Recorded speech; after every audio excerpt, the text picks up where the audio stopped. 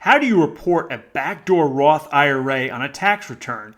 I break it down in recipe form.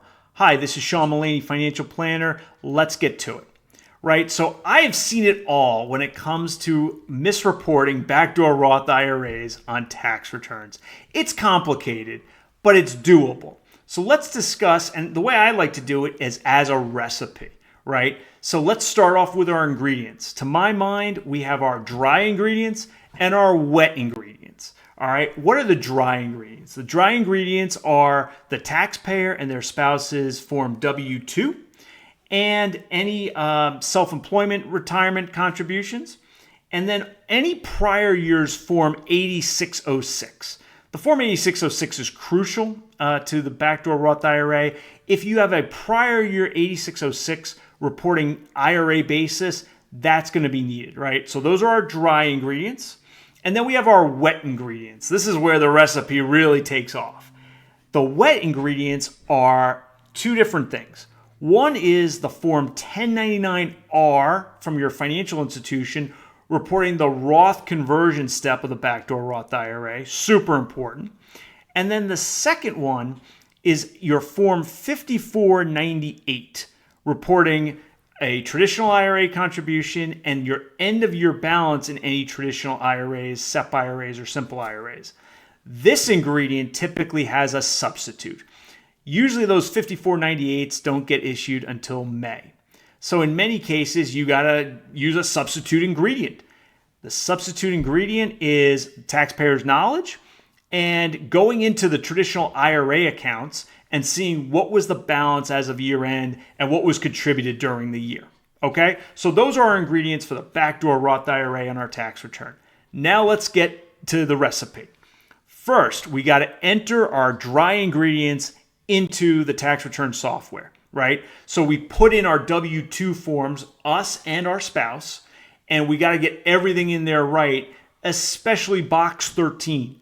Box 13 is just a check, yes or no, right? So if you see a check mark in that box 13 in your W-2, so important to make sure that's reported in your tax return software. Otherwise, the backdoor Roth IRA reporting may go off the rails. Okay, so we get that in there. And then we also get any self-employment retirement contributions reported into the tax return software for us and our spouse. So that's solo 401k, SEP IRA, simple IRA. We need our Schedule C done to do that because that determines the limits and validates the appropriateness of those contributions. But we need that also in our tax return software if we're going to get our backdoor Roth IRA reporting correct. All right, so now we got our dry ingredients. We set those to the side. Those are in the tax return software. Now our wet ingredients. And the first thing we input into the tax return software is the fact that we made a traditional non-deductible IRA contribution for the past year, right? So typically that would come off a Form 5498. But like I said, that may not be available if we're doing our tax return in February, March, April, because usually those are issued in May. So what we have to do is we have to consult our own knowledge and our IRA account statements. And what we put in there is, hey, I'm taxpayer. I made a $6,000, $7,000, whatever it was, traditional non-deductible IRA contribution. That's got to be entered into our tax return software. This is also a good time if you have IRA basis from previous years. This is not common, but every now and then it happens because you have old Forms 8606 that report IRA basis that still exists. That you also have to enter into the tax return software. Okay, that's a step one on our wet ingredients. The second step is the Form 1099-R.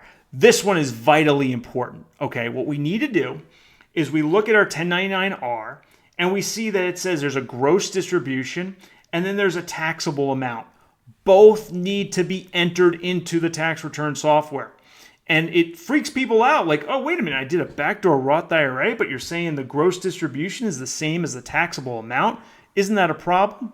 Turns out it's not. We'll get to that. Okay, put those two numbers in. There's a box 2B that is usually checked, and it says taxable amount not determined. That's right. generally speaking, and that needs to be indicated in the software as well. And then lastly, there's a box 7. Usually that's going to have a distribution code of 2. That just means there's no penalty because it's a Roth conversion. Make sure that's entered in there as well. All right. If we've entered in all that background stuff, the dry ingredients on the W-2, the self-employment, we've entered in the 5498 information, which we probably got from our account statement at year end and what we put in during the year, and we entered the form 1099-R, what does the finished product look like? Well, it should look like a completed form 8606. That form has a page 1 and a page 2. Page 1 should report, hey, we made a $6,000 non-deductible IRA contribution, whatever that amount was. And oh, by the way, we did a Roth conversion of that amount plus any interest, hopefully. And we use all this basis that we created. That's why that taxable amount is not determined. The entire amount of the Roth conversion is fully taxable. Don't let anybody tell you any different. But here's why it's tax efficient. You get to recover the basis that you created, right? That's that non-deductible IRA contribution, that $6,000. You recover it. So it turns out you don't really pay tax, even though the amount was fully taxable. It's offset by that basis. And then lastly, on page 2 of the Form 8606, you should see an indication that there was a Roth conversion and that there's about $6,000 or $7,000 if you're 50 or older of basis that offsets that. So oftentimes there's maybe $1 or $2 or $3 of net income from that Roth conversion. Sometimes it's zero, right? Because maybe there was no growth in between the traditional IRA contribution and the Roth conversion step. And then you go to page 1 of your tax return just to make sure it all flowed correctly. What you should see on page 1 is in line 4A, the full amount of the Roth conversion, the gross amount. So that should be $6,000, maybe $6,001, $6,002. If you're 50 or older, maybe that's $7,000, $7,001, $7,002, whatever that is. But then hopefully the taxable amount is only 0. That's box 4B. On page 1 of the Form 1040 should be 0 or 1 or 2. I get it's a little complicated, but it's very navigable. And what I've done in the show notes is I put a blog post on exactly all of this, and it actually features little snippets from a tax return where you can see how the numbers should sort of look. Look, this is not advice for your particular tax return, but it's educational knowledge to help you properly report your backdoor Roth IRA on your tax return. If you like this video, please like, share, and subscribe. I'll see you next time.